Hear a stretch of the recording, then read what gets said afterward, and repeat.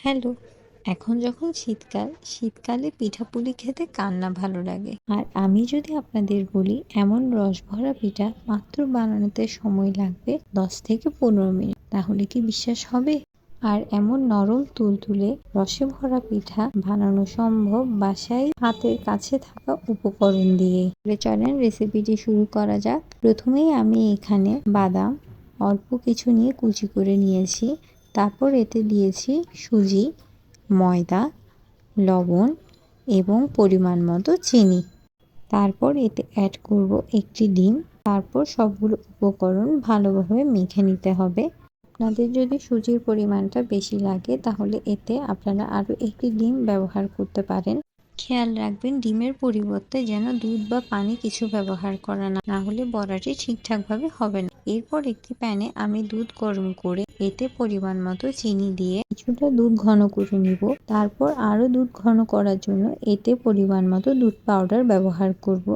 তারপর দুধ পাউডার এবং চিনি সবগুলো ভালোভাবে দুধের সাথে মিশ্রণ হয়ে এলে এতে কাজু বাদাম কুচি, কাঠবাদাম কুচি এবং কিশমিশ দিয়ে ভালোভাবে নাড়িয়ে নিব।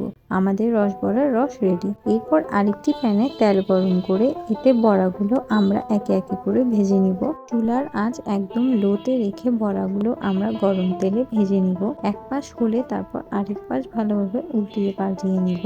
খেয়াল রাখতে হবে হাই ফ্লেমে যেন বড়াগুলো না ভাজা হয়, না হলে বড়াগুলো পুড়ে যাওয়ার সম্ভাবনা বেশি থাকে। তাই একদম লো বা মিডিয়ামে রেখে বড়াগুলো ভেজে নিতে হবে। বড়াগুলো যেহেতু নরম থাকে সেহেতু উল্টানো পাল্টানোর সময় একটু সাবধানে উল্টিয়ে পাল্টিয়ে নিতে হবে, না হলে বড়াগুলো ভেঙে যাওয়ার সম্ভাবনা বেশি থাকে। তাই একটু সময় নিয়ে বড়াগুলোকে ভাজতে হবে। লো ফ্লেমে রাখতে বলা হচ্ছে কারণ লো ফ্লেমে থাকলে বড়াগুলো ভিতরে পর্যন্ত ভালোভাবে কুক হবে, না হলে ভিতরটা অনেকটা কাঁচা রয়ে যাবে। এভাবে আমরা সবগুলো বড়া একের পর এক ভালোভাবে ভেজে নিব। বড়াগুলো ভাজা হয়ে গেলে আমরা দুধের রসে বড়াগুলো একের পর এক দিয়ে দিব। বড়াগুলো দেওয়ার সময় আমি কিন্তু চুলার ফ্লেমটি অন করিনি। রসবড়াগুলো যখন দেওয়া হয়ে গেছে এরপরেই আমি চুলার ফ্লেমটি অন করেছি। তারপর এতে সামান্য এলাচ গুঁড়ো উপরে ছিটিয়ে দিয়েছিলাম। এরপর একটু নাড়িয়ে আমাদের রসবড়াগুলো রেডি হয়ে গেল। রসবড়াগুলো বানাতে যেমন সহজ তেমন খেতেও অনেক বেশি সুস্বাদু।